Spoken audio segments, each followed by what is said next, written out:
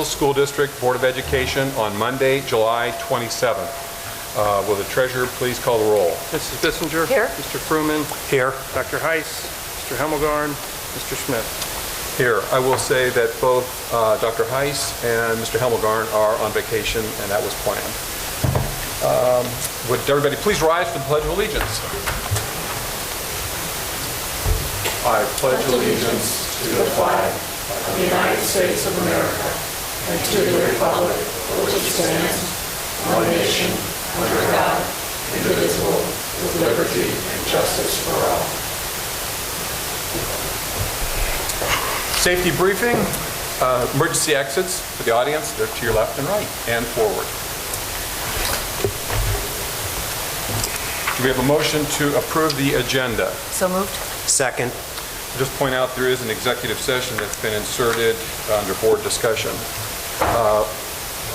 Treasurer, please call the roll. Mrs. Bissinger. Here. Mr. Fruman. Mr. Yes. Fruman. Mr. Smith. Yes. Yes.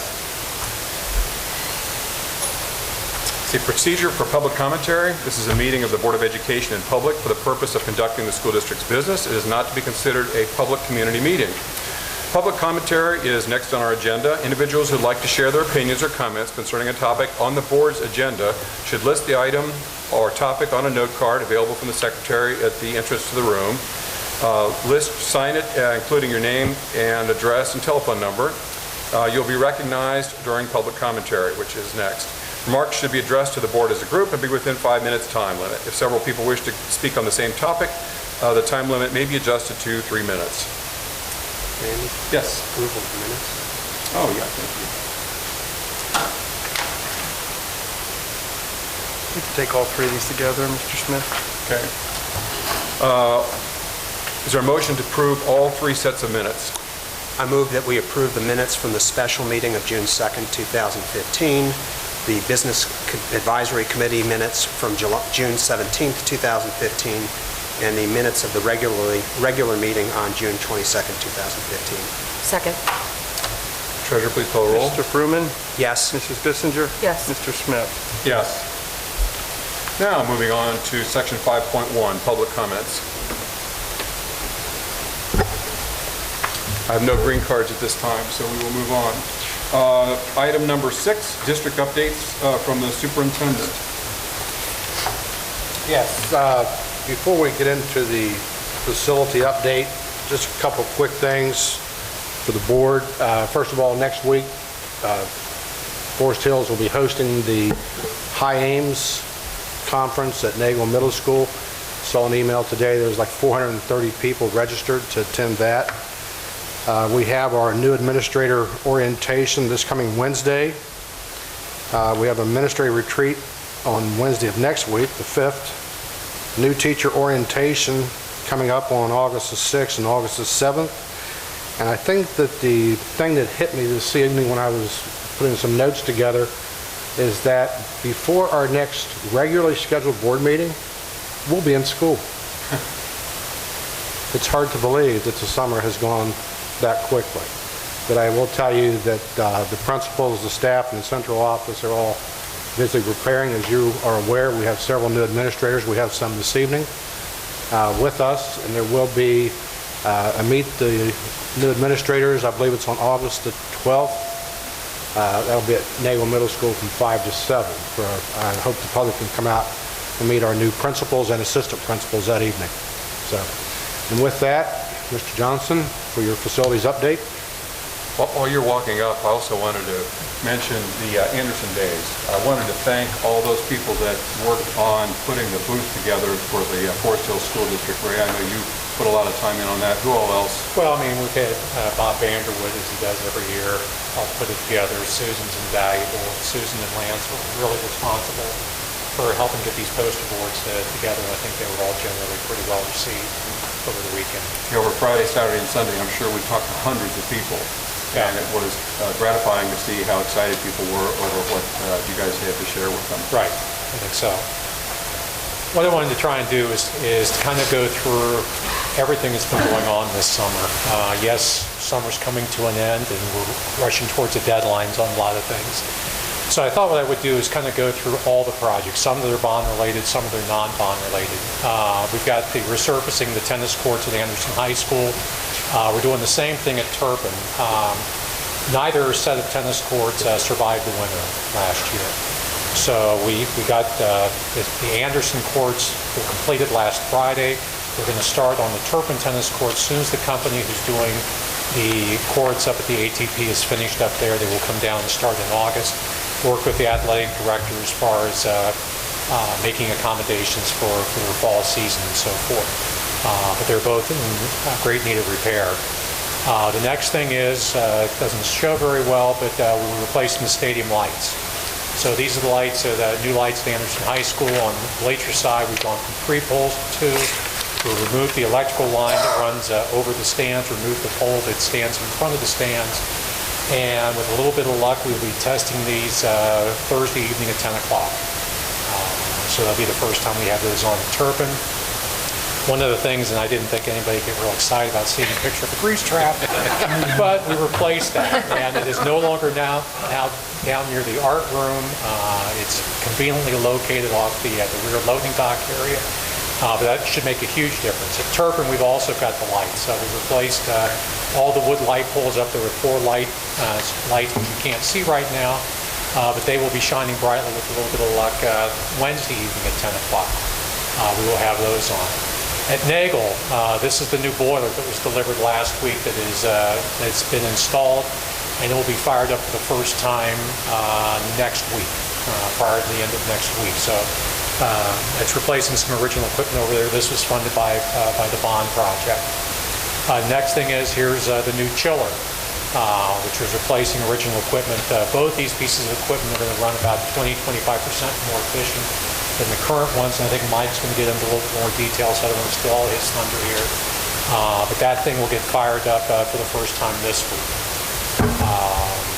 What we've got is the renovation of the cafetorium. As we did at Anderson and Turpin, we've done similar renovations here. The glass and aluminum storefront should be set in place by the end of this week, so it should be all completed with the exception next week we'll come in and actually on-site install the glass in those. And the hope is Nagel's going for 3 lunch periods, is as we found at Anderson and Turpin, we're going to be able to process kids through the lunch line much more quickly to allow them more time to sit and enjoy their lunch time between classes. Also, what we've done as a part of the bond project there is we're upgrading the sound system in the cafetorium, as well as replacing some of the cabinetry in the orchestra room, because the orchestra program over there is just exploding in growth. At Air Elementary, we have the ADA security ramp that's gone in. So the wall that you see the gentleman kneel in front of on the right there has actually been completed. Concrete should be poured for the ramp here in the next couple of days. All the dirty work is going to be done before students start into school there. So once students come into the building, all they'll be doing is finishing work and should have that all completed by early October. This is the new refrigerator. We had to replace the refrigerator and relocate the compressor up onto the roof. This was completed. This work was actually completed last Thursday, and the wiring will all be completed with this by the end of this week. This is the new air conditioning for the gym. This is one of the things that received most of the rave reviews from kids at Air and Sherwood, is their gyms are going to be air conditioned when they start school. So these are the new units sitting up on the roof over there. It's kind of hard to see, but this is the new roof. The area over the gym, cafeteria, and kitchen was all replaced with what's called a cool roof. So it's a white roof that helps reflect the heat. That also should make it easier to cool the area. And this also is, among a lot of the other things you've seen thus far, qualifies for Duke incentive payment on this based upon the specifications. And that's complete with the exception of doing some of the flashing. Mercer Elementary, one of the things we're doing back there, and I wish I had Dave Zimmer's video because you would have found that much more exciting than just my photograph here. But the ravine that runs behind Mercer, we're trying to clear some of that out because we chronically have issues with moisture back there. So we're not taking down all the trees, we're just kind of clearing out some of the junk that's back there and honeysuckle and dead trees. And that's taking place right now and should be finished in the next couple of days. Sherwood is about 2 weeks behind Air as far as the ADA ramp goes. And again, the idea here is once these ADA ramps are done, this will then be the temporary entrance, main entrance into both Air and Sherwood as we start the addition of the security vestibule and the new classrooms at both Air and Sherwood. Both those we anticipate starting somewhere around mid-October. When I'm up here at next month's meeting, we'll be bringing the bids to award the work at both those buildings, along with some work at Nagel. This is the air conditioning units for air conditioning, the gym end of the building over at Sherwood. Those things should be fired up for the first time this week or early next week. We're putting in LED parking lot lighting at Air and Sherwood. So we've got the poles there. One of the things we wanted to do is rework the bases. The concrete's deteriorated quite a bit. So we want to get those done before we put those poles up. But those will be in the parking lot. At Summit, we had to replace the walk-in freezer. So we've got that in. The gentleman was actually there this morning connecting the wiring for that. We replaced some of the cafeteria tables. We did this out of the food service fund over at Summit. They had some of the oldest cafeteria tables in the school district. And the last one is, this is where we did the geothermal conductivity testing. Mike will go into that a little bit better here in a few minutes. But we had a lot of success with that. The test came back good. Now we're just trying to see what the type of payback period is on that. So it's been a very busy summer. Most of the stuff is wrapping up this week or the first part of next week, with the exception of the ADA ramps. But it's been busy. So, questions? Comment. I would just like to let the board know that I don't think you have any idea how valuable Ray is to this work, because he's keeping on top of it. When you ask him any questions, he can tell us what's going on, what building, and all the construction details with the whole bond project. And I know I thank you, because if you weren't there to do it, I know who'd probably get stuck with that. Nah, there's a lot of people involved in this. I mean, Bob Vanderwood's invaluable. These guys over here are invaluable on this. I mean, they've been, we've gotten to know each other as part of a team here. So there's a lot of people involved in this. I'm the one that gets nervous. But it's a lot of fun seeing a lot of this going on. It's just a precursor to what next summer's going to be like. Ray, I did not, from my talking to you last night, that we were on vacation last week, and I know you were as well, and we were sent the monthly report from Zimmer Company. Yeah, he'll be coming up here in a few minutes. Yeah. Great. So I will hold my questions about that until he comes up, and then you both can answer them. Oh, okay. Okay. You're forewarned, Dave. Yeah, morning. Okay. Any other questions or comments? I'd like to also thank you. I probably don't know all that you do, but I've got a pretty good idea, and I'm very grateful for what you're It's doing. like I said, it's a team effort in everything we do, so that's why it works. And I think Lance and Dave and Mike have a few things they want to share. Great, thank you.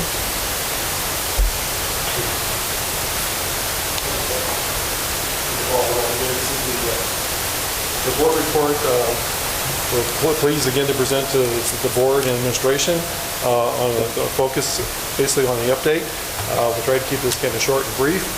You may want to introduce yourself. So I'm we've got sorry. some people that may Joe not- Conto with SSOE. Mike Murdoch is with Motes Engineering, and Lance Marshall with SSOE also. And I think Dave is coming later. But yeah, the part of the design team with Ray and keep everything moving forward here. Tonight, Lance will be going through the project architecturally, the focus being Maddox and Mercer in terms of the schematic design submission. And then Mike will also be going through some details of the projects from an engineering side.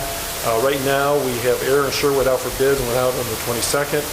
And Nagel also is out. That is both the classroom and the entry project on Nagel out for bids. Coming down the road, in October, Summit goes out for bids in October, and in November, Wilson goes out. Also, Nagel site package will go out in October, and then the Nagel doors package also be at the gymnasium, or at the stage. So what I'm going to do is turn it over to Lance to walk through the projects that are with the schematic design. And the first one, this is the follow-up from last month when we brought in Turpin, Summit, and Wilson. to show you guys the update for the schematic design package. The first project this week is Maddox. So we completed our schematic design package, working with the staff and the principals, and creating the new layout, getting the media center relocated as an addition to the front of the building, putting new classrooms in there, reorganizing the building to take advantage of the space that we have there. Again, the same thing in this area here. We've got a classroom renovation, making use of space, remodeling, and the piece to the lower left of that slide is the new administration addition, along with the media center addition, creating a new front entrance to the building as part of our approach to cleaning up the space within the building and getting the most effective all the space there. The next slide is the lower level. We're looking at ways to improve the lower level. We're moving the band down to the lower level. We're looking at ways to try to expand daylight down there, do changes of doors, and just creating more glass on the exterior, because right now it's pretty much a windowless story down there, so we're doing some things to increase the amount of glass down there to make that just a more habitable space. Front entry will now be brought out pretty much almost at the same level as where the gym is. We're trying to reorient the approach to the building, get a new front door, new aesthetic and appeal at the front door. We're also reworking the site to separate parent traffic and bus traffic to get rid of the crisscross we have there on that tight drive as we enter the site, making it a little bit safer for our arrivals and dismissals. We're also going to change the parking configuration there and create a nice long parent drop-off pickup zone up in front of the building, which should be on the next slide here. Maybe a little hard to read. Currently on the site, over here in this area, drive around in here, parents come back around the building, now around. You have problems with traffic here, where the bus and parents meet. So now I'm going to create a bus drop off here, and immediately on there and say, as soon as you clear the tree line, we're going to take you around this way and drop off to the center site. All the buses and parents drop off from the building, where we have staff that can kind of control the situation there and monitor the comings and goings of everyone all in one central point instead of on all ends of the site right now. Mercer Elementary, we've completed that schematic design. We are going to do an end around there. We'll go back and revisit some things as we have new administrative staff there. So we're going to have to go back and walk them through our process, what we've done, how we've done it, and where we've ended up. Get them up to speed and look for any comments they may have and some insight on where we may be able to make some improvements. So same thing there, we've reorganized the space around the building. One of the key things we're trying to do is improve ADA accessibility around the building that is kind of trouble right now. Some of the ways we're doing that is by adding an elevator. At this jump point here, the auditorium will be down to the floor level where the gymnasium is, there's kindergarten down to this area of the building. Separating the cafeteria and the auditorium space, so it can become more useful as one space now is interfered with the other. Wide open, start with one place in here. Pretty much can't use space for separating the spaces. At the upper area there, we're also going to rework the elevators so we get on both sides. Four elevations there. We're also going to take out some small spaces on the end, create a new circulation space right now. In each of the buildings, there are rooms.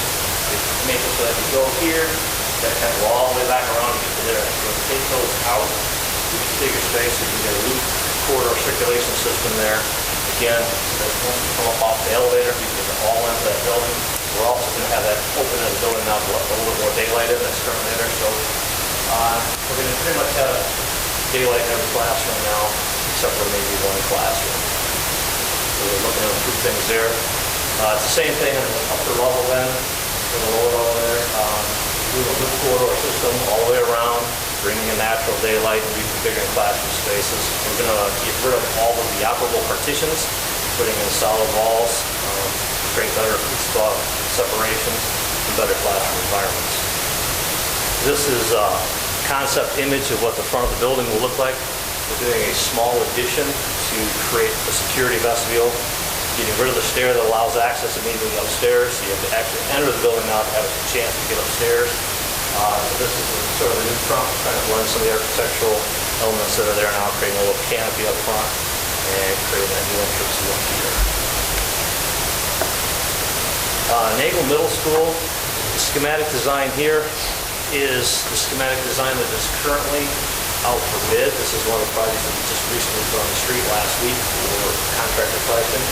Some of the facets here off of the median bus, the main entry, we're creating a new security vestibule to once the school is locked down after everyone's in. All visitors have to enter into the security vestibule and then go out of the office and then leave the school here. There's a concept elevation of what that's going to look like. The other things we're doing there in the right-hand corner is an image of the replacement of the folding partitions. We're putting in a more modern, more easily maintained use device to separate those rooms out, create that flexible space between the rooms. We're also then, part of this project is taking the principal's office, we're going to move him over to the conference room, and in doing so, the area where using drop-off, it's going to become conference room. This is an image of this conference area here. We've got a glass wall system there, create a bright and open space that and working with staff there, well, much more highly used space there, conference area used in many different functions. The next piece we have is the site plan. This is the concept, again, of how we're going to change the circulation, the bus drop-off, parent drop-off, and come all the way around, turn around, and allow them to drop off along this line here towards the entry. That, so the next one, please. This is a sort of a cleaned up version of what we've got to do here. It's a bit more presentation oriented. But we're going to be bringing all the buses immediately in off the drive, separate the traffic as soon as we can. Parents are going to drive around. They're going to turn around here to the sides of both buses and parents. So the sides of the buses for athletic events is visiting schools might come to the site and they're going to find themselves trapped if we don't provide something like that. So that will be reworked and graded. And in the walk up front, we ADA accessible stay at the end of the building. This connection between the two is not only a walk, but it's also a connection for emergency vehicles. Not have to go all the way around, cut straight through and get to these other entry points up early. That is going to be a package that we're going to be looking for approval to proceed on and move towards bidding on that yet this fall. This is a startup of the construction drawings. Starting to lay stuff out and show the contractors what the things are we're going to be asking them to do. Mike? First, I guess, is there any questions or do you want to continue? I've got a question if I can. As I understand it, we have put out for bid and awarded the bids on the Air and Sherwood ramp packages. And we've just put out to bid the Nagel package and the Air and Sherwood packages. Yes, the construction, the rest of the remodeling business. And thus far, everything's at least on the schedule we had initially anticipated, right? Once the bids start coming in is when we're going to find out whether our budgets are on. Correct. Right. We don't have any feel for, we did all right on the Air and Sherwood ramp packages. And so when Air and Sherwood and Nagel come back, we'll see if the bids are coming in what we projected. Is that right? That's correct. Did the third-party estimates match what we expected budget-wise? Yes, we actually did some in-house estimating ourselves to make sure we're kind of on track and those estimates from the third party and follow the suit. Okay. Where we thought we were at. So we're about to test that.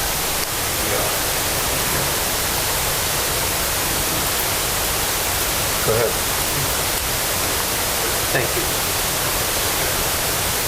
Mike Murat, Motes Engineering. So I only have like 80 slides, so should go quickly. Go ahead, whoever's controlling the slides.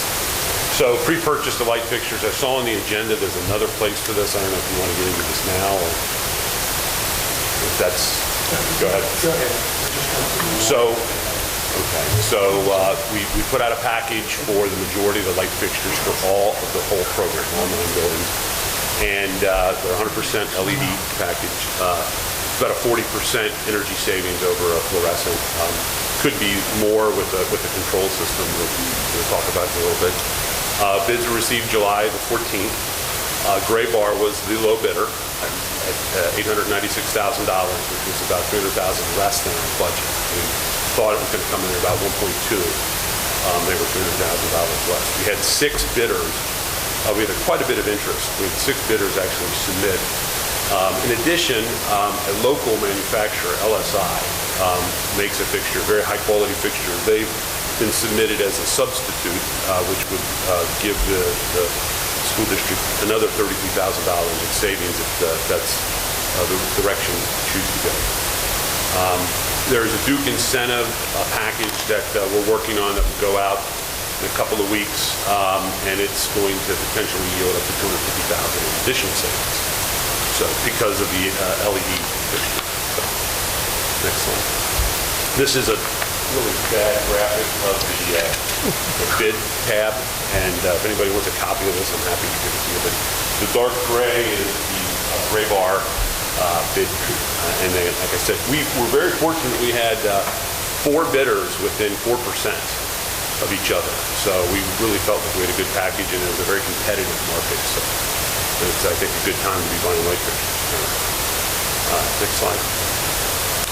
Another package that we've talked about putting out for bid is a controls package. So I'm not sure if how familiar are with building management systems. This is like a Siemens or a Honeywell or a Johnson control system. So all the buildings would be under one control system. All the equipment in each building would be the same, and we'd be able to go back to a single point in the school district where you could control when you turn lights on and off for the entire school district or particular buildings or even particular rooms, set points, temperature. So if you know you're not going to have anybody in a certain space over the weekend or what have you, you can control, to a great degree the energy consumption. So we're recommending you do that. I think Ray and Brad and I are working on a package and see what kind of interest there is in the market. I think we'll find that there's significant interest in the OEM, Siemens, Johnson, Honeywell, as well as the integrators that are out there. So it would include both the programming software and hardware package.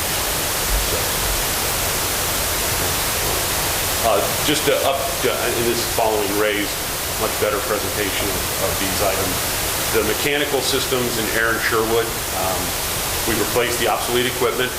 We have significant energy improvements, up 25% to 30%. We have a Duke incentive package that just went out. I think it went out Friday. So not sure what that's worth. Could be as much as $40,000 each school. The work is about 90% complete. As Ray mentioned, the air conditioning, the gymnasiums will not have air conditioning. We are going to fire up and start controls next week or this week. We hope to be finished by the 5th, and we hope to be commissioned and to build the systems up and running and under the control of the local school building by the 12th, if not sooner. So that's the current plan for Aaron Sherwood. Go ahead. Nagel, we've replaced 1 boiler and 1 chiller, and Ray had the photos of those. Again, some significant energy savings. Those units were 1999, so by age they weren't obsolete, but by performance they're obsolete. So we replaced 1 chiller. The other one seems to be okay, but the new chiller will perform the vast majority of the cooling in that building. The other one comes on only when they're peaking. So the new unit is much more efficient, it's variable speed, and so you'll have much better control of your temperature on these marginal days. The low 80s, you don't have to even have the air conditioning on or off. You'll have the ability to individually control. There's a Duke Energy incentive for both of those as well. These systems are about 95% complete. We think we'll be out of the hair there by the end of next week, August 2nd. So, about right? I think that's correct. Go ahead, next slide. This is an awful graphic of the Anderson Stadium lighting. Just wanted to go ahead to the next slide. Anyway, power is being fed and rerouted, as Ray mentioned. All the overhead power is gone, so that's a safety hazard, that's gone. Everything's been re-fed. The lights have been aimed, and as Ray mentioned, we're going to turn on the lights Thursday. We expect to be finished with that by the 12th, if not sooner. And the same thing, almost identical for Kirkland. So you can skip that slide if you want. One of the things I'll mention is that during the course of this project, we've got six different electrical services that come on in the Anderson campus. Not only the high school, the administration building, transportation, maintenance systems. What we try to do in the course of this is also kind of clean a lot of this up.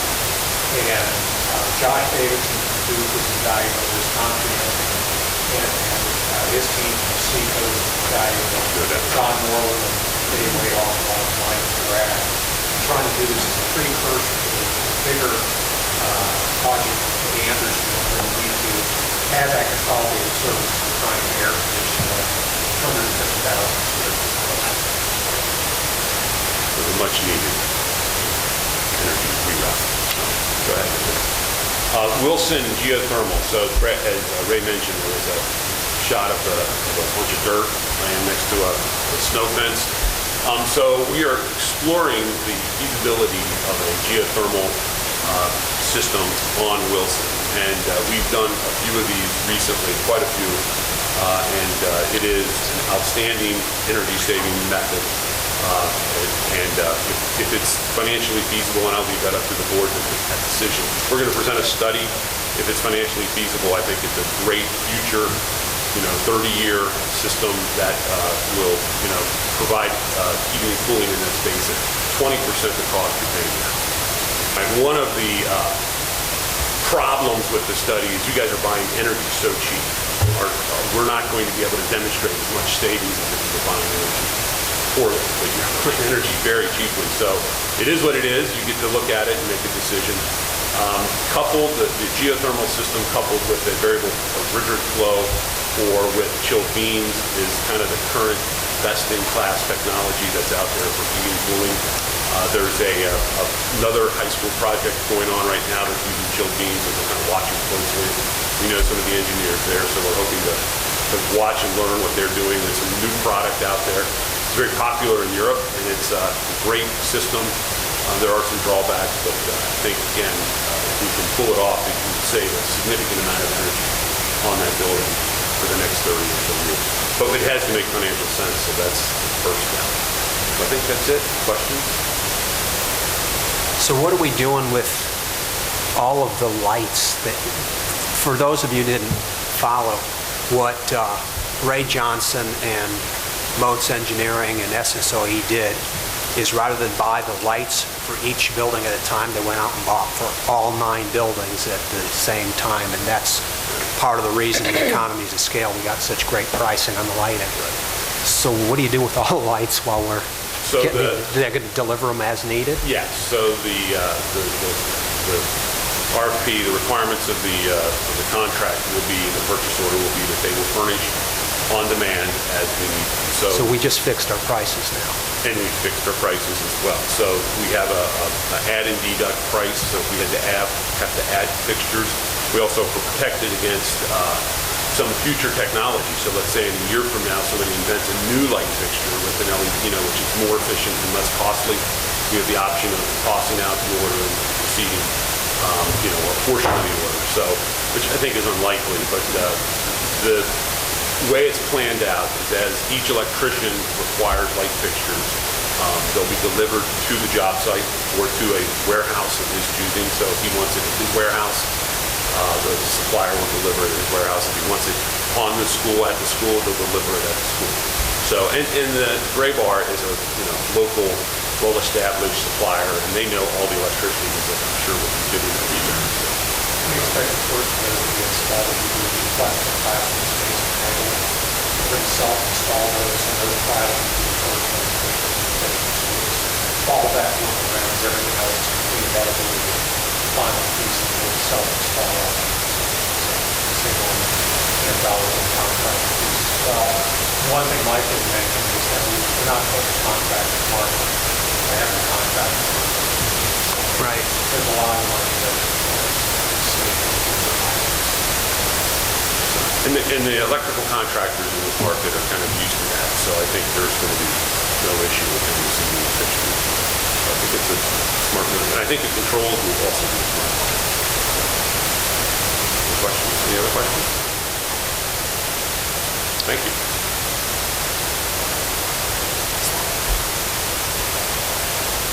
Good evening. My name's David Zimmer. Starts with a Z, so I end the program of presentations. They save the best for they save the Z's for the last. Okay. So I'm the owner's rep, which means I'm Ray's, Bob's, Tom's, all the principals' assistant in the project, and providing that type of overview and insight into the entire program.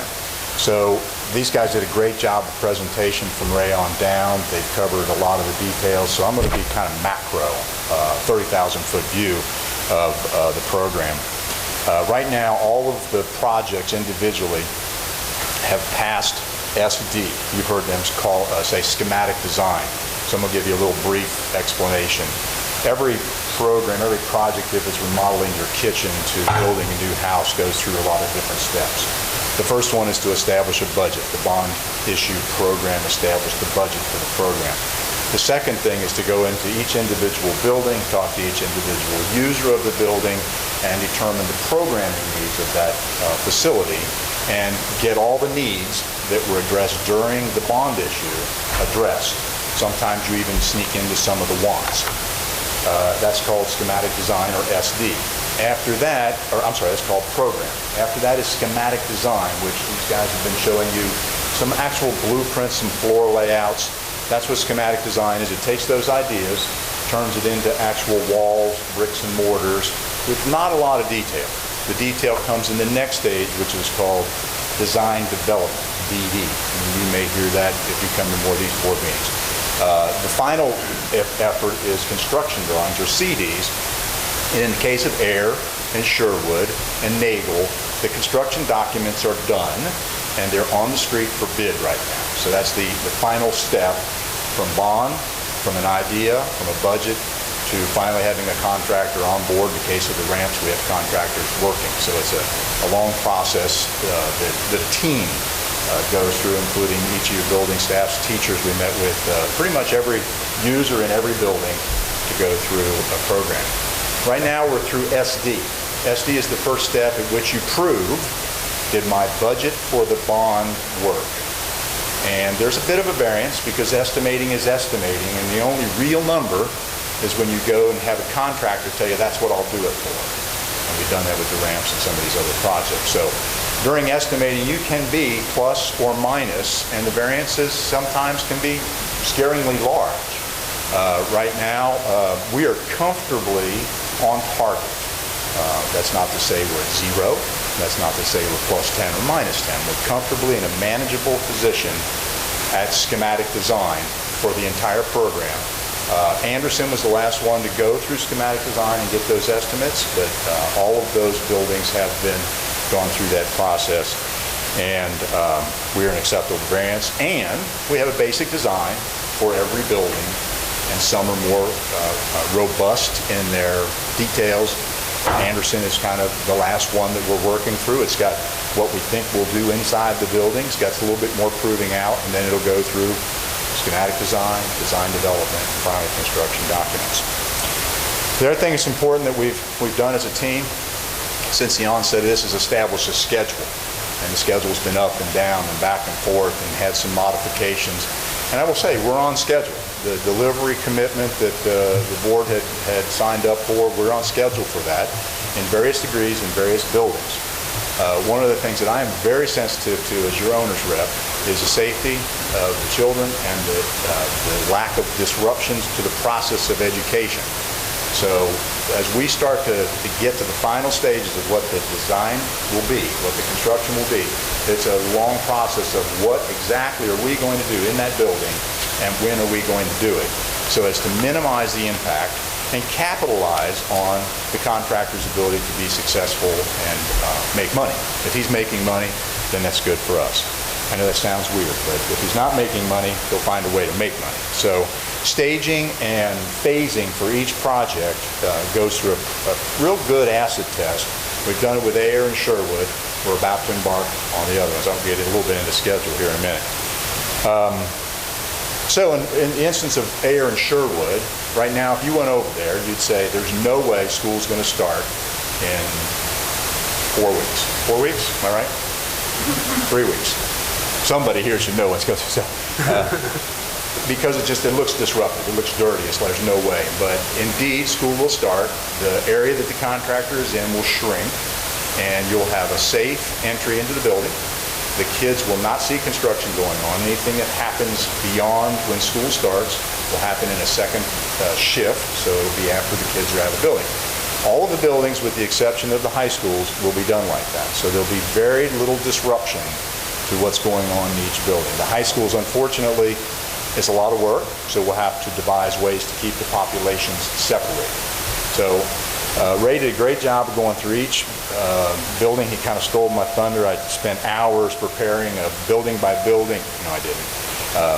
So what I'm going to talk about is timing and scheduling, because I know a lot of folks, if they're in an individual building, are going to want to know, well, when are you coming to do our building? So I'll go through this alphabetically. Anderson, we plan to put contractors on site in the spring of 16. They will do the additions work first. They will do the renovations. They'll start heavy in the summer. We'll capture space that they'll then be able to turn back over to the school, and we'll start leapfrogging through the building and making provisions to keep the population separated. Air starts right now. It will start its additions once the bids are accepted by the board in October. October is the completion date for the ramps.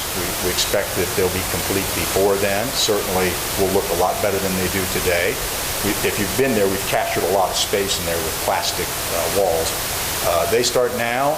October, we'll have a contractor that will do the additions and renovations. The additions will start immediately and be occupied by start of school next year, as will half of the interior be renovated. And I won't get into the boring, gritty details, but the half that will be renovated will be appropriate and be extremely useful for the population of the students and the staff.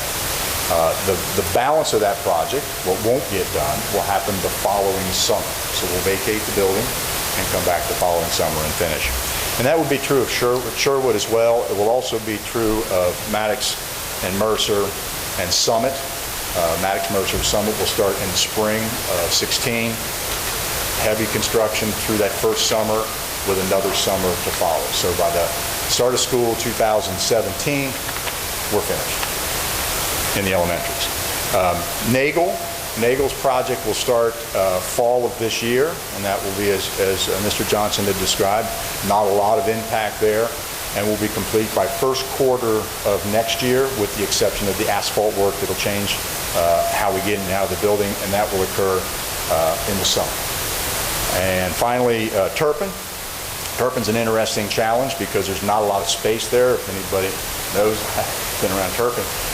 So that project will bid out first quarter of 16, and the construction won't start till summer, so we can capture the area where the new construction is going to be, which is right next to the sidewalk, which is right next to the parking lot. So by the start of school, a lot of the heavy work will be done. We will also capture a portion of the interior of that building and get that done so that when start of school 16 occurs next fall, there'll be a brand new section interiorly, as well as a good start on the addition on the outside. So hopefully I kind of walked you through a little bit of schedule and timing, and we're pretty locked in that that's what we're going to do, and when we're going to bid it, and when we're going to ask the board for approvals. And, so we're finally in a place that I feel comfortable with schedule. And open for questions. I have some questions. I thought I heard you say the schematic design phase is done for all the buildings, correct? Correct. Okay. I also heard you say that there's a bit of a variance now on the budget, but you are we're comfortably on target, I think is what you said. Is that correct? You're looking at my report where I identified right. a couple of Air and Sherwood. Here's why I'm asking the question. We have 9 buildings, and for 6 of the 9, we haven't even hardly begun, and there are concerns about being overbid. For example, I'll just start out with Air. DD estimate is 3% over budget. Bid protective alternates will be used to balance the project. Current issue, balancing the project scope with the project budget. And there are individual comments as well for Mercer. Specific things identified. Several items have been added to the project scope due to the conditions in the building, selective sidewalk replacement, EIFS replacement on the breezeway, several areas with drainage issues, and it goes on like that for Maddox. There's severe damage to the copper water supply, considerable asbestos flooring. The concern is the budget. Nagel has a change order. Sherwood is 3% over budget. And it goes on. Summit says several items have been added to the project scope due to conditions in the building, considerable asbestos flooring through the building that may need to be removed. And I think that's it.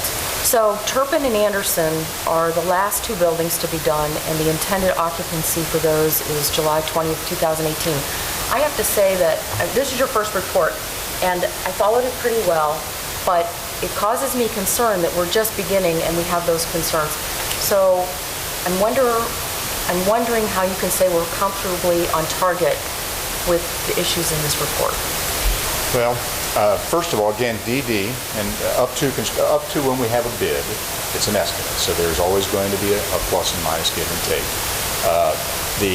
Some of the ancillary items that I've identified are things that through the process of programming, we've discovered, hey, we've got this issue, never discussed in the bond campaign. We need to make a provision to deal with it. And so right now we're including it in scope. So scope has got a little crept, if you will. And so it's always this challenge of balancing scope and budget. Now, the one thing that, let me give you some comfort, what we are not doing is we're not taking Anderson's money and putting it on 3% of AIR if we have a 3% issue. Okay, that is what we are not doing.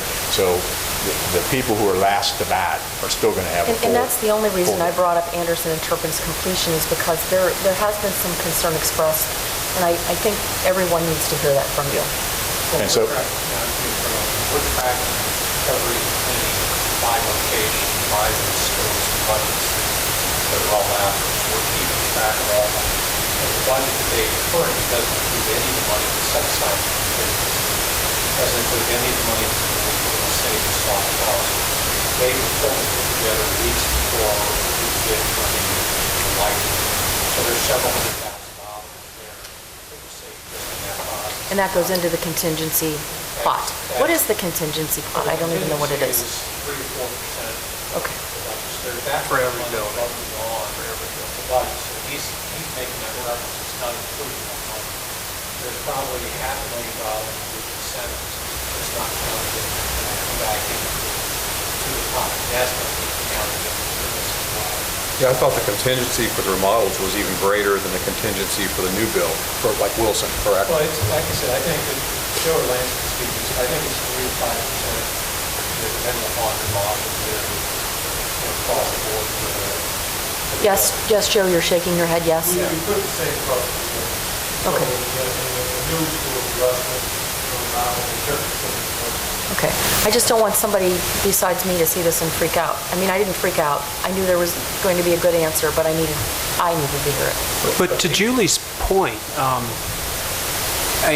we all looked at that report, and that's the reason we're all asking these questions. And for those of you who come on the board meeting, I would expect every single one of the board members to continue to ask these questions and make sure that we're staying on track, both as to schedule and as to budget, and making sure that we don't spend Anderson and Turpin's money on earlier projects. Right. That's why we have an owner's rep, and I love these guys to death, but we pay his paycheck. well, The other thing I'll throw out is that we're going to be bidding all these over the course of literally like 12 months. So at the February and March board meeting, bids will be awarded. So coming in March, all the bids will be awarded for all the work of all the bids. So everything will be out there. It's not like, we're going to award the bid, September meeting, let's say, prepare, they will sure will. And then it's 3 years down the road, and we're doing the same thing. No, it's not happening all over a very tight window. We're staggering the completion project the best way to capture the best interest with regards to the contract. But we'll still have to keep our finger on the pulse every step of the way, because every single one of these projects is invariably going to have issues that come up during the scope of projects, as they always do. And contractors are going to be coming to us with change orders that I know you are going to be fighting against, saying, sorry, that was part of the scope of the work, and we'll debate with them as to whether it was or was not. And that's the way these things work, right? And let me explain one last thing that you'd asked, and that was about the 3% over, and that's balanced by bid protective alternates. So let me explain bid protective That alternates. was going to be my last question. So during the process, and it's more art than science, the process. A smart team will build into it kind of a relief, if you will. So if on bid day, the market is saturated with work, and we check, we know it's a good day to bid. We know it's a good day because we're calling other projects. We're calling West Claremont. When are you bidding that? We don't want to bid the same day, because the contractors who didn't get that, we want to get ours. So we're smart about that. So on bid day, if on bid day the bids are higher than our estimate, we want to be protected so that we can, if it's a good number, we can award that. So we will build into the program bid protective alternates. So let me give you what that might mean. A good bid protective alternate might be the playground equipment. Now the intention is not to not do double negative, the playground equipment, but we may not do it on bid day. And we may then come second quarter of next year, bid all the playgrounds at one time to one contractor. So we kind of work the program to make sure that we maximize all we can get every time we go to the table.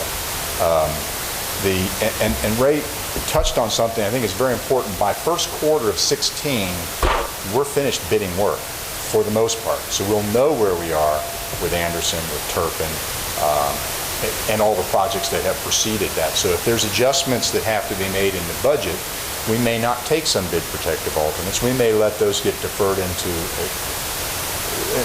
before I say that, some of the things that have shown up as we've gone through programming were never anticipated. Maddox has a copper pipe system that needs to be 100% replaced. No one knew that during bond program, but now that we're taking the ceilings 100% out, if we don't replace the copper pipe system, shame on us. So even if we don't pay for that in the bond, perhaps, because it would have been an ongoing improvement expense, the district will make a decision to pay for that out of a capital improvement or PI funding. Those decisions don't happen, though, until we have all of our numbers in, which is the first quarter. And then that's really a board decision. When do you do what piece of the program that wasn't covered by bond? Well, but Julie's point is really well taken. I mean, when we did the bond, none of the walls were down yet. We didn't know what was behind them, and if we get behind all the walls and we find the copper pipe in every single building has to be replaced, we've got some hard decisions to make. We're not there yet, but it's a valid concern. But we know it's just Maddox. It's not all the building. It's just Maddox. It's an example, though. We don't have all the walls torn down. And there are other small examples around the district of each building that, hey, that wasn't considered during bond, and now is an excellent time to address that issue. So we want to include that along with the wants, the promises. Obviously, the promises all get kept, but we also want to handle some of the hey, you should do's. And so that's always that's what I say, the scope and the budget are always something, it's an art, and you just work through that. It's a dance. Well, yeah, and we were told up front that there will be surprises. There are unknowns. And that's why the contingency is, at least I thought it was greater for remodel than it was for new construction. But so you have planned for the unknown. Up to a certain level, Right. Yes. Another thing I wanted to point out is, as we go through these reports, part of what we're looking for is, there's two parts. There's the budget, and as you said, scope. In other words, we want to make sure that we're delivering what we promised. Absolutely. And so that all needs to be in there.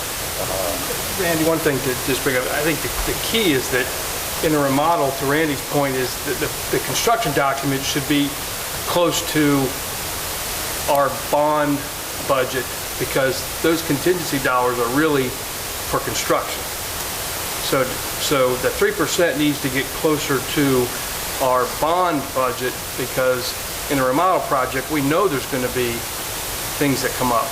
So I would say, I don't want to speak for the board, but I mean, to have construction documents that come in eating our contingency is not what we want. The construction documents we go out are tied to the budget. Right. And we're not taking into consideration anything. Right. That's the answer that comes through the process, so. Yeah, we're not spending any of that money. Yeah. We're at zero when we go out. As Dave's talking, each time, we go from schematic design to the next level, the estimates are all increasing. We go out and bid, we're not bidding for something with the development. It's greater than Got to be clear, when you say budget, you're talking about budget without the contingency money there. Yeah, okay. not Right. taking that rate Yeah. for any other means of saving or whatever. Yeah, the contingency was construction contingency and not design contingency. I mean, I know it's semantics, but that's really what that's for. Absolutely. It's for contractor contingency. And I don't want to I don't want to leave you with the impression that we've taken a pot of PI money and said, hey, that's there too. Right. We're managing within the bond budget. That is what we're managing to. And at each stage, we're trying to be at zero, or as close to zero as possible. So, In some of the early community discussions,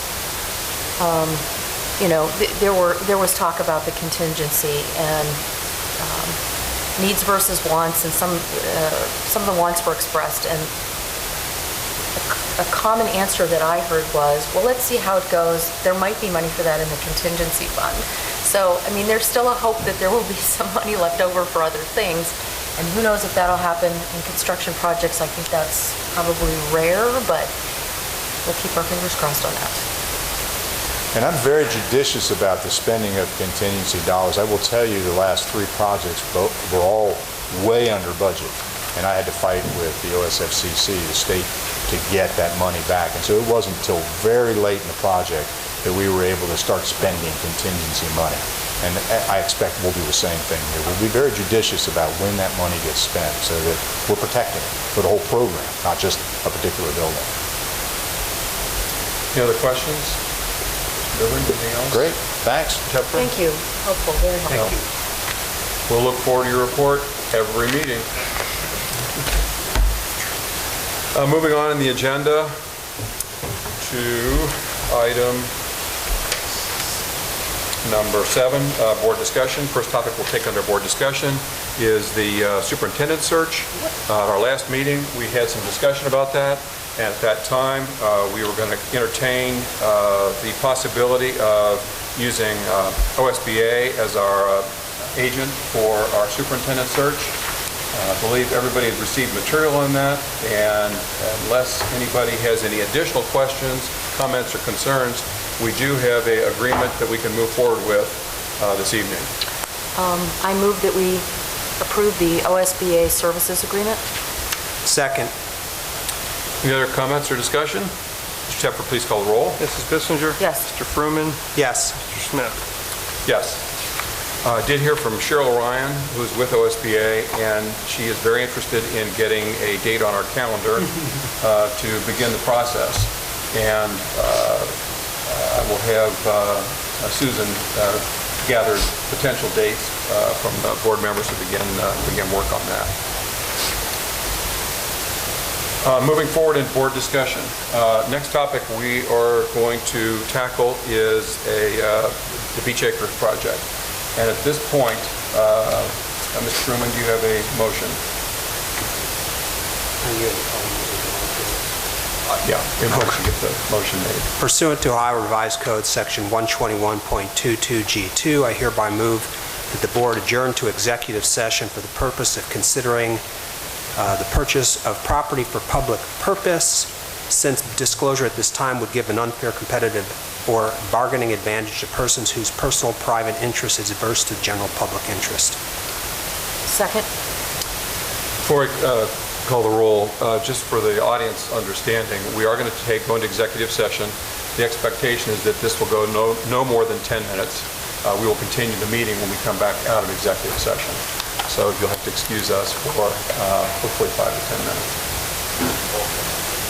Mr. Frim, Mrs. Bissinger? Yes. Mr. Smith? Yes.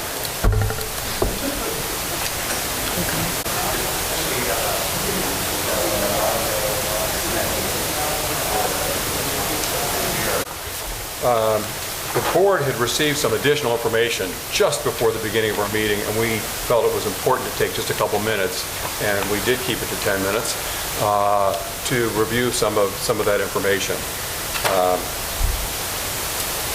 I'd also like to give a little bit of background on where the Board of Education is as far as the timeline. Josh Kurth, who is with us this evening, one of our trustees, published a very thorough timeline from the trustees' standpoint. I wanted to take just a few minutes and share some of the information from the Board of Education. I do want to start out by thanking the trustees, and in particular Josh, for his leadership and his out-of-the-box thinking. We look at a lot of different projects. Most of them people are not aware of, but we look at a lot of different projects. This is one that was just really unique and outstanding. We've been working on this since February 10th when Josh and I first discussed the idea. I also want to make it crystal clear that the Board of Education has been 100% behind this, the concept, from day one. Not just the board, but our previous superintendent, our current superintendent, our treasurer. If we are able to get to a viable proposition, again, this board has been 100% behind the idea. There was this question about secrecy.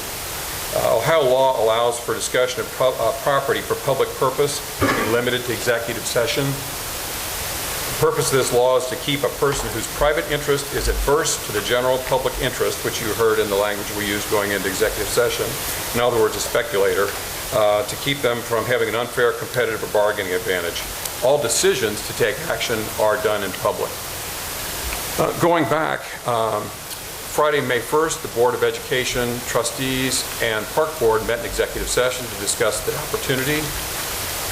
On May 26th, Josh, Nadine, and I presented to the Beach Acres Board. On June 23rd, Josh and I attended a Park Board meeting and presented the Park Board in executive session. Park Board voted to move ahead with their bond issue. Josh and I discussed options to continue to pursue the project because we were not willing to give up. July 8th, the developer presented to the Forest Hill School District Board of Education. There were some unanswered questions. The developer continued to work on providing answers. I was actually not ready to give up again, so I requested a top-to-top meeting with the CEO of Beach Acres. July 9th, Mike Hartman, who is their agent, told me that Beach Acres will not reconsider and they would not schedule a meeting with their CEO. July 10th, the developer sent a letter to Beach Acres Board requesting to buy the Beach Acres property. By July 10th, the CEO had agreed finally to talk with me, and we had a long discussion, and I presented all the options, knowing that the Park Board had presented an option and was trying to basically convince them to sell to us. We've continued to talk with the developer to work through the issues that would prevent this deal from becoming a viable proposition. Again, all along, what we're looking for is something that is a viable proposition. Beach Acres on July 14th responded in writing that they notified the Park Board that they agreed with the terms of their offer sheet and began to negotiate a purchase and sale agreement. After review and discussion of our offer, Beach Acres has not changed its decision and will continue to negotiate with the Park Board as we understand it. So that's a little bit of a quick summary of history of our involvement. At this point, I would open to my fellow board members to share any comments you may have. Thank you, Randy. This has been and continues to be a particularly fluid situation, including this letter dated July 27th with numerous attachments that was sent to the board apparently right maybe while I was driving over here. Tom Fernandez handed me a copy as I walked in this evening. and I've had maybe just shy of 2 minutes to look at it, and this is the document that we just met in executive session to discuss, and we're not prepared to act, obviously, on something that we got just before we came in here. But a lot of people have worked really hard on this Beach Acres project for, as Randy indicated, a lot of months. Josh Girth and Randy in particular, but the other township trustees, Steve Sievers, Vicki Earhart, Rick Tepfer, Ray Johnson, the park board, the school board. There's been a lot of effort, a lot of people hours that have been going into trying to get this vetted. And that doesn't include, although ought to include, the efforts of Rob Smijunas, who's here this evening from Vanderkar, and Tom Fernandez, who's here this evening from SFA Architects, as well as Turner Construction and David Spalding, who's not here, and Ken Geis and Andy Brousard of Fifth Third Bank. There's a lot of bodies putting a lot of time into this. And I do not speak for the other board members, I speak for myself, but I'll tell you personally, I still love the concept. It's an awesome idea, it'd be fantastic for the community. We get a brand new development on the Anderson High School campus. We get a brand new Anderson High School with all the facilities that we've already got, but new. And we'd have a new community rec center. What's not to like about that project? And everybody would be interested in that. But there's problems, and these are the problems that everybody's been working so hard to try to overcome. And I will tell you, I know there are some of you that came here hoping that the school board would take some action tonight. We can't. The problems are those beyond the control of the Board of Education. And first of all, the real estate isn't even available to us.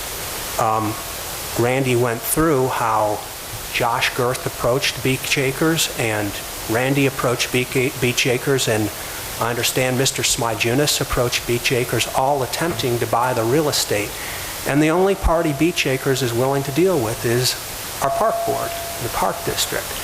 I understand they have the property either under contract or it is in the process of becoming under contract. But we've been specifically told that the property is not available to us. And absent the property, this is done. There's nothing we can do about it. Now, I know there's been a lot of emails and other pressure that's coming to bear on the park board, and maybe it'll be successful and maybe it won't be successful. But at this point, we don't have access to the real estate and there's nothing more to discuss unless and until the park board changes its mind. And in fairness to the park board, it's not that they think, I can't speak for them. My understanding is that it's not that they think this is a bad plan, it's that they've got questions about the viability of the plan. It's what I understood they were communicating.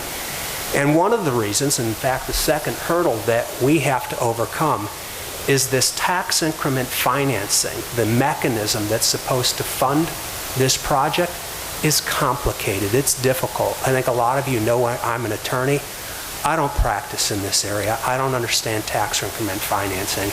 And I understand the township attorneys have some questions about the legal ability to use tax increment financing in the way it's being proposed. That doesn't mean that it can't be done, but there are legal hurdles that I understand have yet to be overcome. It still has to get resolved. Now, I know in the package that was given to me, there's a legal opinion from an attorney. I don't know whose attorney. I think it's Vanderkar's attorney, but I'm not sure about that, telling us that these legal hurdles can be overcome. I don't intend to review that and pass judgment on it. Attorneys who practice in that area will have to do so. And most significantly, I think it'll have to be the township's attorneys, since they're the ones that control that kind of financing. And then that brings us to the third hurdle, and that's just the numbers. I understand we're still short. The number has been somewhat, again, fluid. The last number I heard was something in the area of $7 to $10 million short to make it work. I'm willing to assume that we can overcome that. But even if we overcome it, we have to have somebody there to stand behind this project for the 30-year life of the bonds that it'll take to construct the school that's to be paid off with the tax increment financing. And if you didn't follow what I said, I'm sorry, it's tough. I can't explain it better. But it's complicated stuff. But there's got to be a guarantee. We don't want a partially completed Anderson High School. We don't want what they had out at Kenwood Town Place with a building sitting vacant and a crane out in front of it for a period of years. And what worse, our tolerance for risk is absolutely zero. If we give up the Anderson campus in exchange for a partially completed building, we've got 1,200 to 1,300 students in trailers. That can't happen, and this board won't let it happen. We need a guarantee. With the letter of intent, or rather the letter of interest that was previously presented to the Board of Education, had a guarantee from something called a master developer. And the master developer was a yet-to-be-formed joint venture. Would be a single-purpose entity with no assets. That's not a guarantor at all. Now, the letter I've been presented puts a little bit more meat on that skeleton and tells me a little bit more who that guarantor is going to be. It's something we need to investigate. But the prior letter of intent didn't have a guarantor at all, and it didn't really have a guarantee. It said the guarantee would be an amount that would be further modeled and defined. I don't know what that is. I don't know if that means a guarantee is for $1 or no dollars or something else. This letter has specifically told us it's $48.6 million. That plus the $25 million that we allocated for our renovations takes us to $78.6, I think that's what it said. $73.6 million, which is supposed to be enough to construct the school. Okay, if it's guaranteed, and it's a solid guarantee that passes legal muster, maybe it's a hurdle that's overcome. But we've got 3 of them. And the first one to go has to be the availability of the real estate. And until that happens, regardless of whether this is viable, we don't have anything else to discuss. And then, of course, the township trustees have to pass legal muster. So for those of you that are hoping the board will do something, we can't. There's nothing before us. There's at least 3 hurdles, as I see them, that have to be addressed and resolved before this board can consider anything. But we all still love the project, and we're all still prepared to talk and prepared to look into the information that continues to come to our attention. And if it comes to fruition, this community will owe a debt of gratitude to Josh Girth and Randy Smith and the others that have worked so hard to try to make this work. That's all I've got. I think my comments will be much shorter. When we had the first meeting with the township, and I think Randy and I were there, and the developer was there. It wasn't, our whole board wasn't there. All the trustees were not there. Ken was there from the Park District. I think Emily Armstrong was there from the Park District. Vicki Earhart was there. It was in this building. The thought that I have had since the beginning and has been recurring for me is the quietest group in this whole process, and the most important group in this whole process, in my opinion, is the Park District. The Park District has a long-standing relationship with Beach Acres. They've been neighbors and I guess have rented the space from Beach Acres for all these years, and they've had a very strong, positive relationship. In addition to that, the Park District has done amazing things for our township. We all talk about how the school district is why people move here. It may be why people move here, but the Park District is right behind, if not right beside us. So, to talk about what the trustees have done and what they've considered and what we've done and we've considered, I think we need to really recognize what the Park District has done, and I just want to thank you all for what you've done.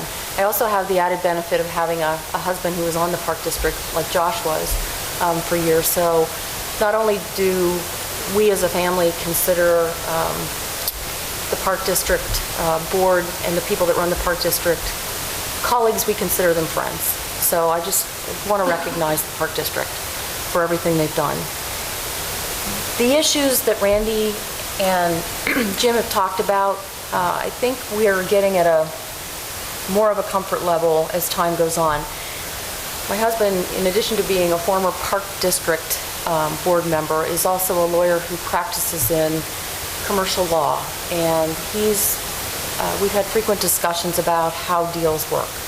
And as I understand it, and I know I'm a lawyer too, but really this is sort of foreign to me, just like income tax law is. So I do labor and employment, that's my niche. So, but as I understand it, these deals start out with a letter of intent and they're massaged as time goes on. They get more definitive as time goes on. I believe that the issues have become more definitive as time has gone on.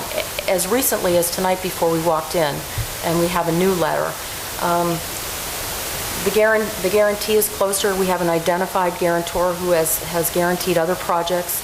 The legal issue on the TIF funding, we were presented not from the park districts, or I'm sorry, not from the township's lawyers, but from an attorney that says that that's not an issue, but that issue still does need to be looked at. And the shortfall, the gap has gotten smaller, and we all have talked about how that gap probably is doable. So none of those are issues for me, and they're not issues for me also. I mean, they're issues, but they're not insurmountable issues.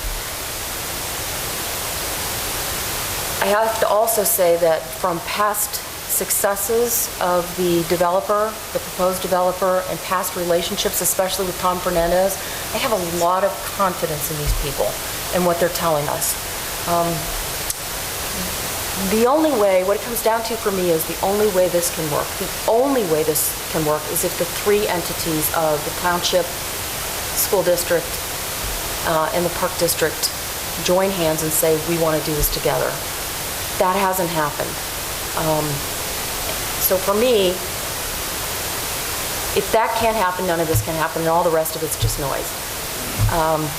The park district's motivation, I mean, they're out to look out for parks and enhance parks, increase the park system. That's their mission. That's what they're doing. They believe that's what should be done with that property.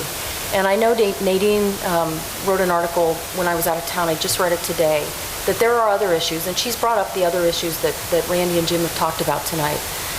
But I have to say too that Beach Acres, as I understand it, would do business with us if we were together. If we were holding hands, walking together, they would talk to us. But if the park district won't join with us, we can't do it. So that's where we are. There is nothing to vote on. I think the relationships have been strong. I think they will continue to be strong. When we were at Anderson Days, you know, our three booths were virtually the township, the school district, and the park district. We were all right in a row. And we were all walking back and forth and talking to each other. We all like each other. We respect each other. And I think we're all optimistic that those relationships will continue. And I hope they will continue. That's it. I think you guys have covered it. I do want to echo your comments about working with the park board, because I do believe that the park board is trying to do what they believe they're charged with doing, and they're trying to do the best job they can do. We're trying to do the same thing. I guess I would say I would respectfully disagree. I think that the best use of the land is the opportunity for the development in the high school. It would mean depending on which number you believe, an $80 to $120 million of developed land in Anderson Township that we don't have now. My understanding is that represents something in the neighborhood of $40 to $50 million plus for our community that would be created as a result of this development occurring. More property going on the tax rolls in the long run. Granted, since it's TIF, the township wouldn't see that for a long time. But nevertheless, it would be created, it would exist. So the other comment, we talked about risk. In business, a certain amount of risk is acceptable. Matter of fact, in most investment strategies, some risk is desirable. You're not maxing out if you don't have some level of risk. We can't take that kind of risk. Jim, you articulated a doomsday scenario, and That's not acceptable. The situation behind Kmart right now, the world didn't end. Wasn't good, but the world didn't end. If we were to have a situation where somebody would fold, the development would not continue, there wasn't a guarantee, and land that we owned was foreclosed on, that's just totally unacceptable. And so we would never go down a path that could potentially lead to that. So that's a little bit of where we're coming from. I think we all agree, and we've all said this, and Tom or Rick, if you guys want to add any comments, because as I said, all 7 of us are solidly behind this idea if it was a viable proposition that we could all, in good conscience, vote for. Yeah, two points to just follow up on what has been said is that the project needs a guarantor. The tax revenue doesn't cover the debt payments, so it's a matter, it has to have a guarantor, as well as if it doesn't create the volume, it would be a safety net as well. But the first several years, maybe even close to double digits, it needs, even by the projections, it needs a financial backing. And the developer would be required to do that. I think the other thing is we need more time, and the time is of the essence, because I believe that August 5th is a deadline to place an issue on the November ballot. If that happens, then this may be a moot point. But if there's an issue placed on the ballot to buy the land, then we no longer have an opportunity. So I don't think I'm pretty sure August 5th is the deadline for passage of... Yeah, and just let me clarify, in layman's terms, we know that there won't be enough money coming in for a number of years, even if we clear all the hurdles. We know that there would not be enough revenue for a number of years to cover the debt service, the payment. But that's the purpose of the guarantor, to cover the not insignificant, but not terribly significant gap. As it ramps up. Correct. Okay, that's correct. Anything you want to share? On May 18th, I found out a little bit about what was going on. I'm learning a lot. They didn't tell me all this going into this. I've heard a lot of comments myself in regards to how this compares to the West Claremont deal. One of the big differences, in my opinion, just my opinion only, is that West Claremont had moved inside millage several years ago over to a permanent improvement fund, which brings in quite a few dollars in that district. That's one big difference between that project and this project, is we don't have that big permanent improvement money coming in. That's huge. So, as Jim said, what's there not to like about the idea? But I think that as a Board of Education, I'll compliment you for realizing that, you can't take risk with what's important, and that is the kids' education, because that's why you're all here. So it's going to be interesting to see how this all plays out. Again, just close comments. I again want to thank the trustees, especially Josh, for his out-of-the-box thinking. And also want to thank the Park Board for, we've had meetings where we've talked together and worked together. And whether this goes one way or the other, there will be other projects that we're going to work on in the future. We're all live in the same community. We're all trying to do what we believe is the right thing for the community. I don't think there's anybody who has any interest in this other than trying to do the right thing for the community. So we will continue to move forward and continue to gather information, continue to clear hurdles, and move forward as best we can. So if there's anybody who is uncertain about the sincerity of this board moving forward on this project, you just have to look at all the work that's gone into it, and the hours and hours and hours of homework, research, meetings, where people have tried to push this forward. So I know there are a lot of people here this evening specifically to hear information on this topic, and I don't know whether we've answered all the questions, but we've certainly brought you up to date to where the board was at least 30 minutes before the beginning of this meeting. Any other closing comments? With that, we will move on to the next item. Moving out of board discussion and into student services, item 8.1. Mrs. Ryan.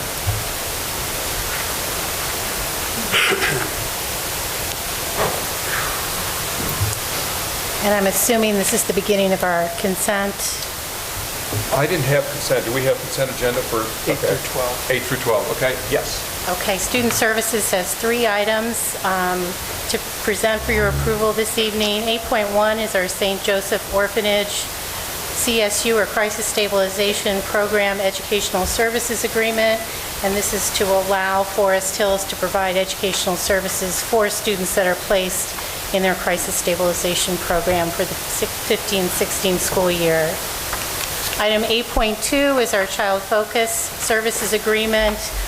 This is an agreement for Child Focus to provide therapeutic services to several of our district buildings, and it is for the 2015-16 school year. And for both of these items, the agreements are attached. Item 8.3 is our Anderson High School administration requesting permission for their marching band to travel to Findlay, Ohio for their competition on September 26th and 27th, and they will be spending an overnight in Cedar Point. And I did investigate that funds will be provided for those students who may experience financial hardship. Thank you. Moving on, item number 9, curriculum. We have supplemental books for the English language arts class in grades 11 and 12 that we ask your approval for the English language arts classroom. This is Enrique's Journey, Looking for Alaska, and The Perks of Being a Wallflower. These have all been on display for the last month in our office. Additionally, there are books for the Mandarin textbooks, and this serves grades 8 through 12. This is Zenbang Level 1 and Zenbang Level 2 that we ask your approval for these textbooks as shown. Item 9.3 is the St. Joseph Orphanage Service Agreement for the 2015-16 school year. We recommend that you approve the July 1 service agreement between St. Joseph Orphanage and the Forest Hill School District for the school year to take care of those services. And item 9.4 is the Career Technical Education Resolution. House Bill 487 is required that we offer career technical courses in the middle level, and through the Ohio Revised Code 3313.90, it's allowing for you to ask for a waiver if these courses are not in place. So it's our intention to get a waiver for this upcoming school year, and then continue to begin to build that opportunity in the future for our students.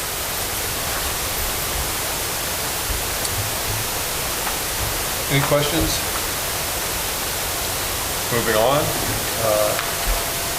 HR. Mrs. Carnahan. Good evening. With our 15-page HR report this evening, as you can tell, it's near the beginning of another school year.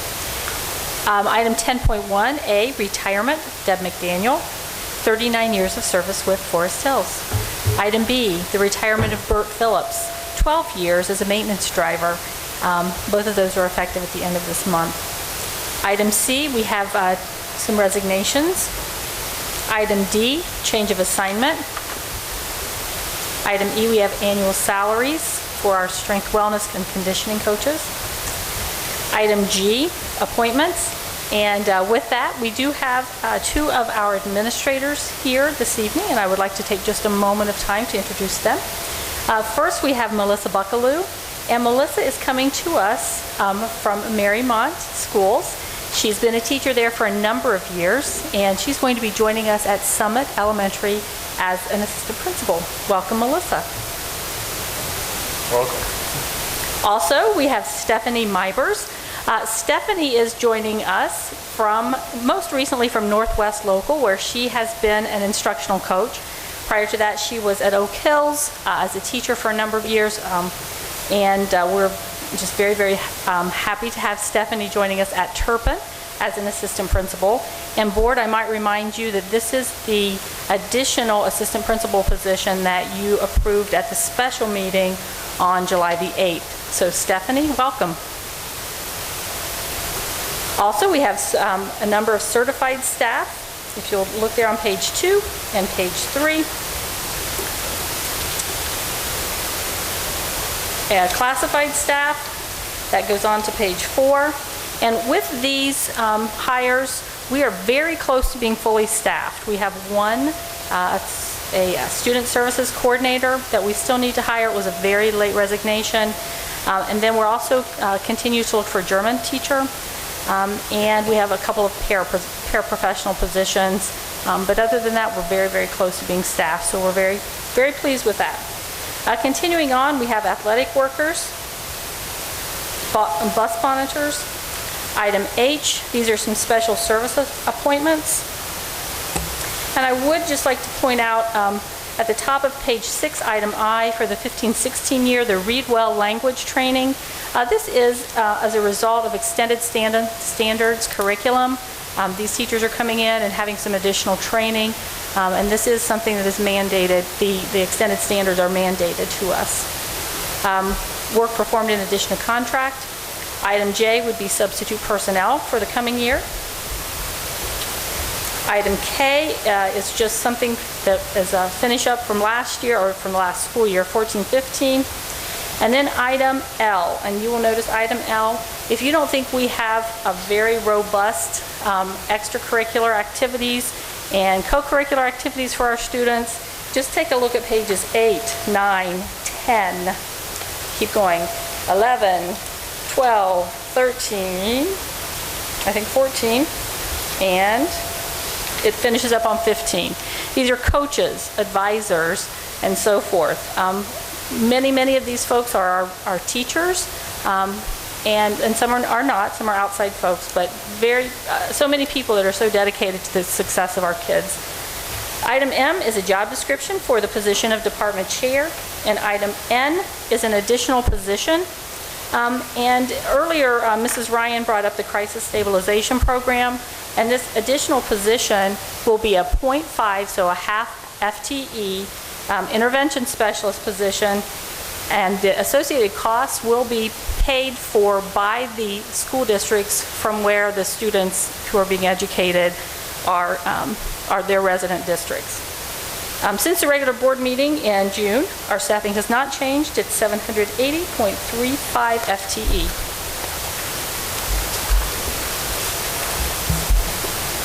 Questions? Thank you. Moving on, business operations. Wait, I do have a question. Yami, did you need to talk to us about this job description for the, did you need to talk to us about that? For the high school department chair? Well, no, I mean, do we need to vote on that? For the job description? Yeah. Yes. Okay. Yes, we did agree No, on you don't need to talk to us. I just thought you might have wanted to mention it there. So the job... She did mention it, then I must have been doing something else. Let her know. Okay. 11.1 is a change order for Summit Elementary. This is to approve the change in the increase of scope for Abercrombie and Associates for surveying work that's done at Summit for $2,000. 11.2 is request a bid for the Nagel acoustical stage door. Our plan is to advertise on August 25th, open on August 9th, open on September 9th, award at the September board meeting, and start work on December 18th and complete it early in January.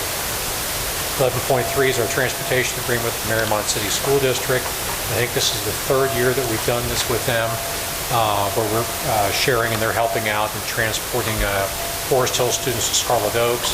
It actually allows us to transport the students, get them a little bit more quickly if we were doing it the manner in which we were doing it directly, and this is done at no cost to the Forest Hill School District. 11.4 is the bid opening that was referenced a couple times yet this evening for the pre-purchase of district-wide light fixtures. Bids were opened and read on July 14th, and the Treasurer recommends that the Board approve the resolution to award the contract to low bidder as shown in the attachment.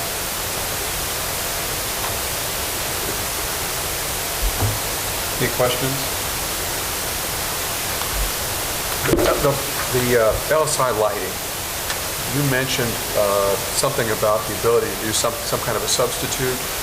Is that built into the bid? No, we'll actually bring back a negative change and we'll be reducing our purchase one by $33,000. To be able to purchase through? Correct, so we'll reduce our cost even further. Okay. We've actually got that negotiated and the substitute will be more. Okay. It's more for the contingency fund. Pardon? More for the contingency fund.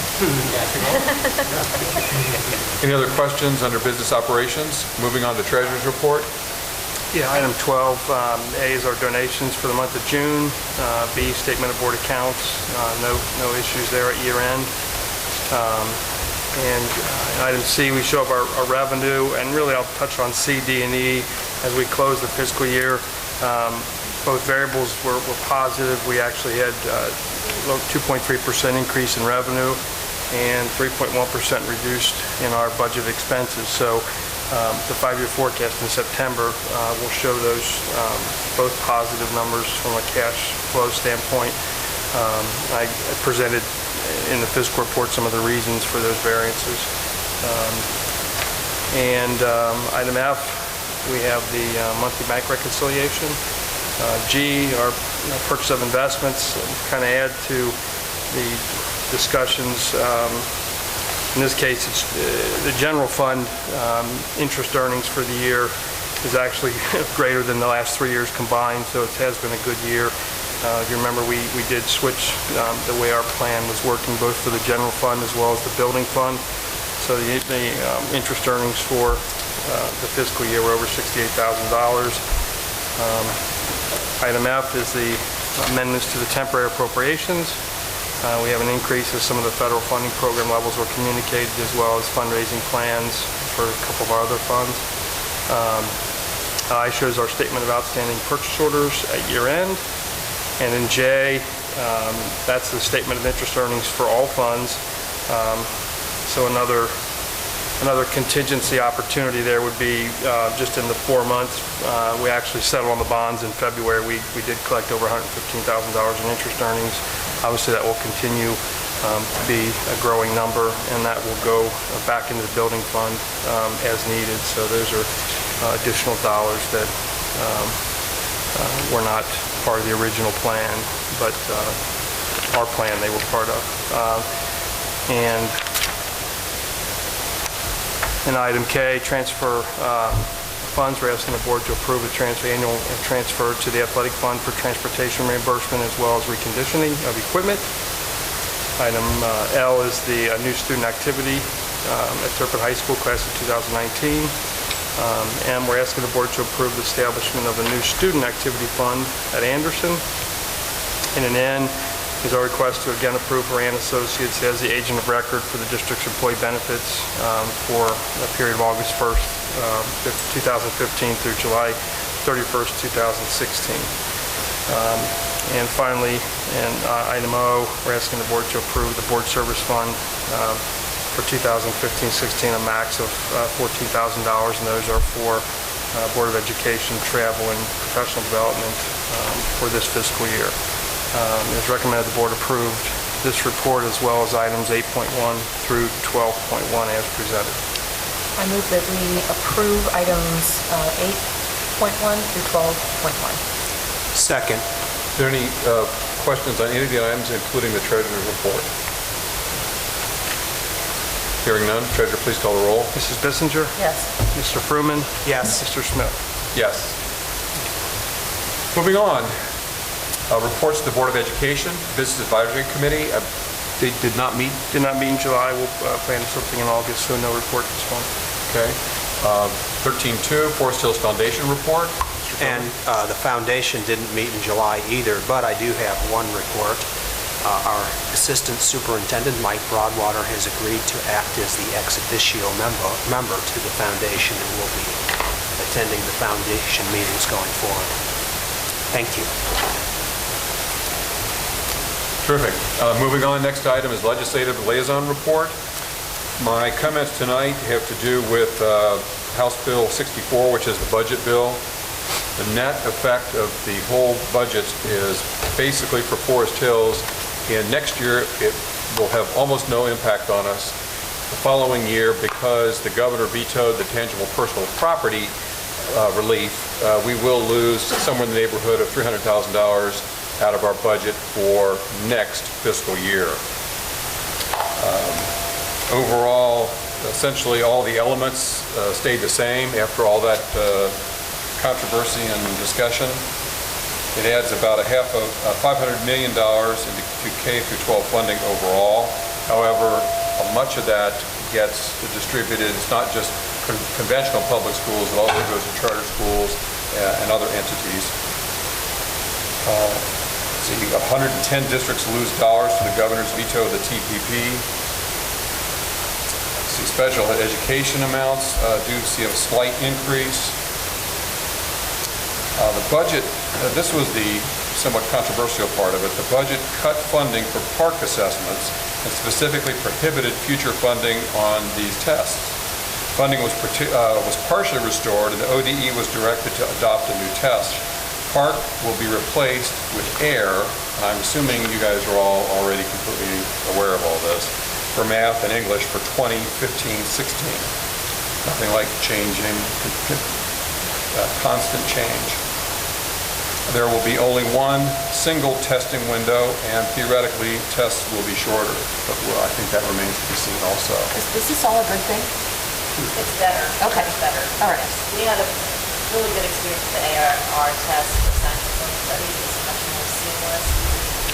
Good. So we're looking forward to it. Good. But it is more change. It is more change. We are happy too if we one testing and then not two. So it's a huge strength.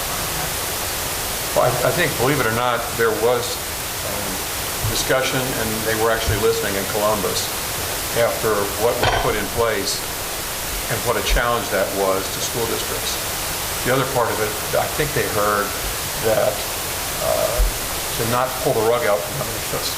And the forced change that had dollar signs associated with it, and things that would disrupt next year. Now, I don't know if you guys agree with all that, but at least Just the complications of the following the report card of the sport and how it all ties together. There's so many disruptions, it doesn't make a whole lot of sense at this point. So that's the devastation. one of the things that it does do is eliminate the teacher evaluation that was plan that was in place. And I'm not sure if there's a replacement for that or not. It doesn't replace it. It replaced the student growth piece. Okay. It's still 50% performance, 35% student growth, and then there's an additional 15% that a district can do the type of evaluation they wish to have, whether it be student growth, whether it be a vendor assessment, or it's also possible that it could be used as part of the performance of a teacher as well. But that all will have to be discussed with the teacher organization as to how we're going to proceed with that.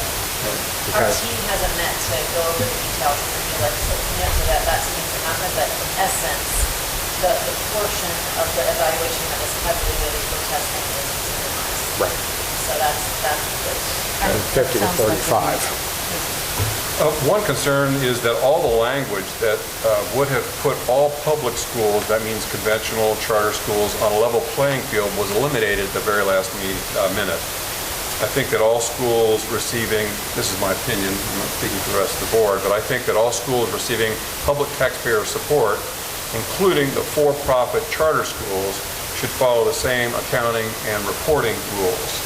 That, like I said, was pulled at the very last minute, which I was disappointed to see that, because I think taxpayers deserve to be able to see how money is being spent at any school that is being supported with public tax dollars. One thing, back up to the teacher evaluation piece, the student growth measure, value added, that was primarily for the A1, A2 type of teacher on the evaluation system. That also went away for 14, 15, 15, 16, 16, 17. But a district, I know this year, I believe that Forest Hills used shared attribution for value added. which really helped the evaluation process for the teachers here because of high test scores. You can still do that with an agreement with your teacher's organization. But that was taken out of the mix as well in that House Bill 64.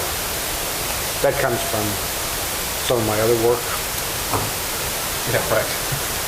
Rick, did you have anything you wanted to add on this? Because you're a lot closer to the budget than most I mean, the buckets changed and the names of some of them changed, but the net, I mean, there's, targeted assistance, special ed, the same, K-3 literacy, transportation funding. So some of the components are the same and some are different, but our net is pretty close to the same. So no new funds.